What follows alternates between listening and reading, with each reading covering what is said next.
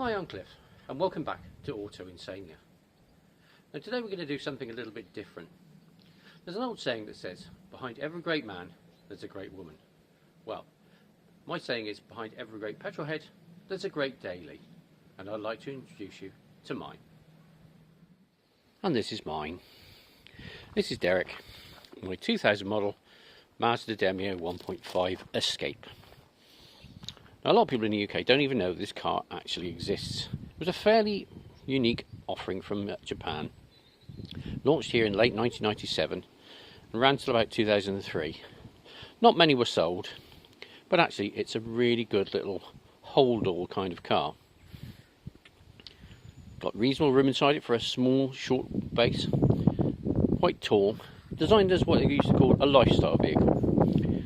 Designed to be this tall so you could actually fit a mountain bike in the back with the seats down. Also, if you had the seats completely flat in what they referred to as bed mode, you could sleep in it. Although I wouldn't like to try because the length of the bed would not be that long and it would be pretty lumpy. They came in two major flavours. Early model cars came with a 1.3 multi-point injected single overhead cam 1300cc engine that produced about 72 horsepower and about 72 pound-foot of torque. Later on you could get a 1.5, which is what this is, what I refer to laughingly as the big block. 75 horsepower, about 85 pounds-foot of torque. 0 to 60 is in about 11.5 to 12 seconds, and it tops out about just under 100 miles an hour. So, a very practical little car. Now, I owned an early one of these previously, which had a slightly different shape to it. Came with a little fake bull bar, and I'll put a picture up, just so you can see what it looked like. This is more of a later model one, the facelift. There were some changes made to the front grille, some changes to the interior and the dashboard to incorporate an electronic speedometer, and a few little changes in tucks and nips to keep it going when you're at the latter end of a car's running time. As I say, these weren't very popular, more with the elderly. A good take your dogs to the park car, or go down to the allotment with your bags of compost in the boot.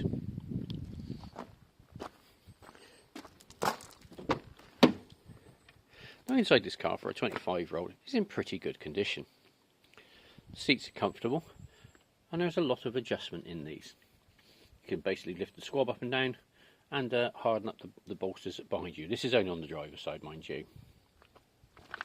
And a few things that lets these cars down, I feel, is the plastic. It's got this stippled, soft touch look, but everything in this car, bar the steering wheel, is made of hard, scratchy plastic. So, the seating is comfortable. It's got a 5-speed gearbox, and this one even came with air conditioning that now doesn't work.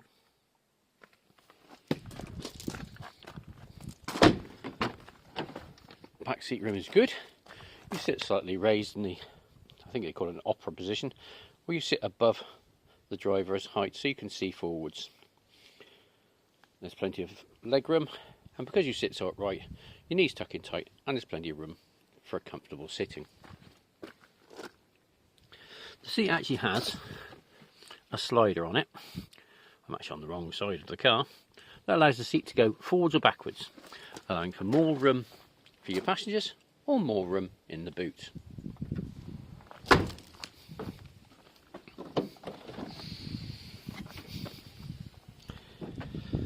A good sized boot, plentiful for basically a week's worth of shopping, or in this case a couple of times a set of small 14-inch spare alloy wheels that I purchased. This is my breakout bag. If you run old cars in the sub £500 market, what we call, I'll say shed boxes to be polite, basically you always run with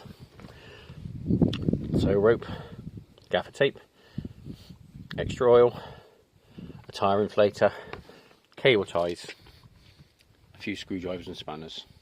But as a rule, this car has been, touch wood, very reliable. As you can see, for its size externally, it's very practical.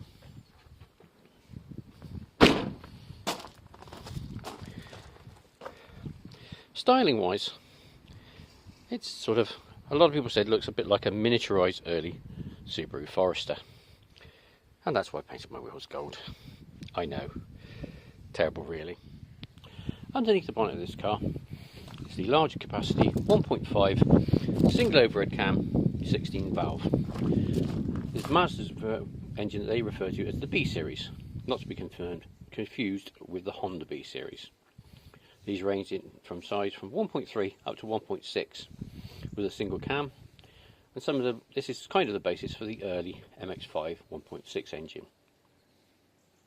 It's multiple injection, large centrally mounted throttle body, and everything is very easy to access.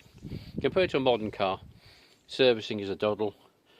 You know, it's none of this Renault modern times of removing a whole front bumper to change a bulb. Everything is at your fingertips. Get your oil here, check your brake fluid, power steering, it has got power steering, radiator, washers, and as I say, all service items are very easily get-atable. A very easy car to work on. And here it is in all its running glory. The 1.5 B15 engine. Say approximately 75 horsepower, 85 pound-feet of torque. These engines are really smooth, easy to work on, and surprisingly quite economic. This car does about 40 round town and about probably 45 miles per gallon on the run, about a steady 70. It'll deal with the motorway quite easily for an older car. So when people say you can't run a daily and use it for, you know, big journeys, well, the predecessor to this car was an early model 1.3, and I used that car to drive to Birmingham on a couple of occasions, and it was happier between about 60, 65 and 70, it must admit. But this one being the 1.5, got slightly longer gearing and a bit more power. So at 70 miles an hour it's pulling about 3,500 RPM, which is fine. At 60 it's at just under 3,000. Well, this tends to be where I tend to keep it.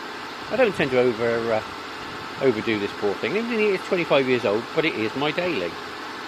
It's one of those cars that when people say, the sort of car that you would jump into it straight away and drive to Scotland, well, this is one of those cars. And having owned two of these, I've become quite attached to it.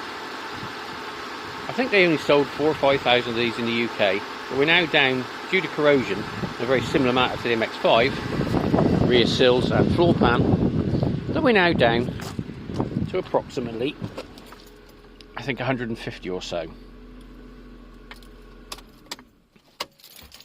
Major controls are easily laid out.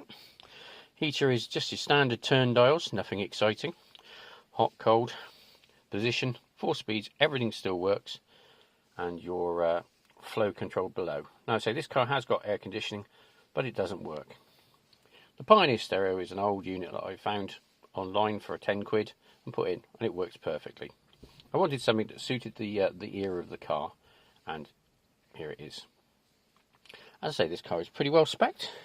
We have 4 electric windows, central locking, air conditioning, and also, in pretty much all the models, a large electric sunroof. Now on this car, I've never actually dared to use it. It's now winter time. We're just in the first day of November now, and I often think, what happens if I open my roof and I can't shut it again? So basically, I'm leaving it alone until the nicer months, and I can open it. But I think the motor makes noises. It's not horrible gears grinding, and it could probably be fixed and basically lubricated and got working again. I think it's just lack of use. Like all old things, like myself, if it doesn't get used, we seize up. And so we say, what's it like to drive? Starts first time every time, without any sort of bidding or fiddling around. No chokes to think about like old cars. And coming from a modern car, jumping into this one, I don't think we'd have too much trouble acclimatising. As I say, you have power steering, decent brakes, and basically the car drives very well. And this might be a little bit bumpy because I live down a little country lane.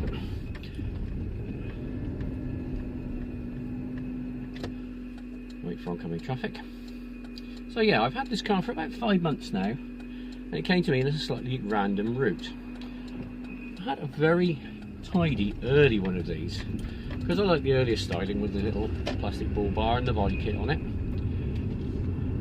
and I bought the car from the proverbial little old man owner who'd had it for 20 years and had to give up driving. And I was using that car for work. And while the car was parked in my car park at work, a note was left on my dashboard saying, "Oh, my son's got one of these. Would you be interested in it? It's more of a parts car than anything else, but it will be cheap. He just wants rid." And so basically, I went to look at the car. It was only 4 or 5 miles up the road from my house, and this was the car. And I wasn't expecting much. When somebody says parts car that hasn't been used for a long time, but it's got an MOT, you think it's going to be rough. Maybe it doesn't run. Maybe there's a problem with it. But the car had been recently serviced. Had a good pair of tyres on the back of it. They were fairly recent and ran very well. Its only major failing happened to be a faulty driver's door. And the owner had got bored of climbing in and out the door through the passenger side or climbing in through the window like he was the Dukes of Hazzard. He had plenty of other cars of himself, and including some very rare stuff. He had a Toyota Paseo, which I had major jealousy about. And so basically he got rid of this one. I took it on as a parts car, fixed the door within a couple of hours of it coming home, plenty of WD-40 and wiggling around with the key, and the doors have been fine ever since. The central locking can be a tad lazy, it must be said. So driving this car, it's got an exceptionally good steering lock for manoeuvring. There we go a moment, I'm just waiting for a little tractor thing to go by. Better watch what we're doing on the road, even when we're filming. It's got an exceptionally tight turning circle. The car is quite narrow, but it's actually got kind of that, as my dad would have put it, a wheel at each corner thing going on, which means that it's very stable. Doesn't get really annoyed by crosswinds for such a tall car. And one of the saving graces of this car is, hey, the engine is very, very smooth, but you've got a lovely short throw gear change that is an absolute joy to use. But the car has got very good torque, and it's lightweight. I think the early model I had was about 920 kilos, and this one is about 950 because it's got a few more bells and whistles on.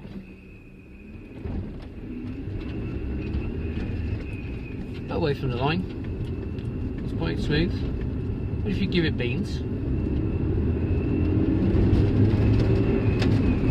again, as my father would say, it'll pick up its skirts and run. So a smooth gear change, good usable brakes, quite big discs on the front, drums on the rear, which I prefer, to be honest, because you can adjust them so easily. Bear with me a moment, can't come in the other way. Let's just wait for him to pull in.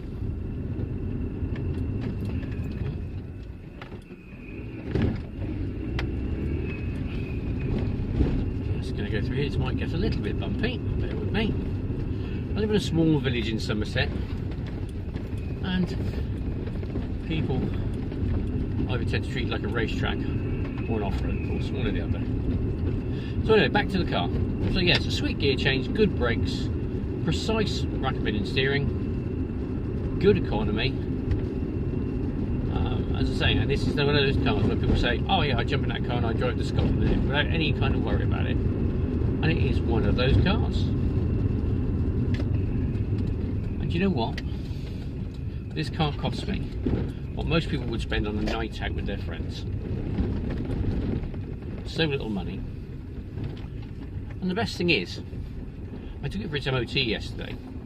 First one it's had since I've had it. And it passed. Went straight through, well, with two advisories. One of a tyre had a slight ball stroke coming, and also that I've got a clip going on one of my CV joints. But other than that, clean bill of health. So it just shows you, without spending a heap of money, you can have a reliable daily car that will go wherever you want to do. We'll do the motorway, we'll do whatever. It will do good miles per gallon. Will start reliably in any weather, and you don't have to spend big money. And this is the thing that I'm trying to sort of push forward with this channel, that cheaper cars don't mean rubbish. You have to be careful what you buy. If you look on eBay and Facebook Marketplace these days, you see so much of people going, brilliant car, fabulous car, oh, the best car I've ever owned, by the way the cam belt snapped. Well, that's just lack of maintenance. But if you look around carefully, take your time, work out what you need the car to do, don't worry about colour or anything else or configuration, but work out what you need it to do for you, and you can buy something reasonably priced that will see you through years of motoring. I've had some really great £500 cars, and they've done me so well. And I say this one was, you know, I don't even want to say how cheap it was, but basically, let's say you'd spend less on a night out with your friends than what I paid for this car, thinking it was a spares car. And I sold the other car because it was too nice to use, the original version of this, and replaced it with this one. But as I say, this is Cliff's top tip. Use your common sense. Read the adverts carefully. If you don't know about cars, take somebody with you who does know about cars, a mechanic friend or somebody who's had a few vehicles, and look carefully, and there are some really great bargains out there. So, in closing, go and find yourself a shed box. That's the polite version. Good hunting.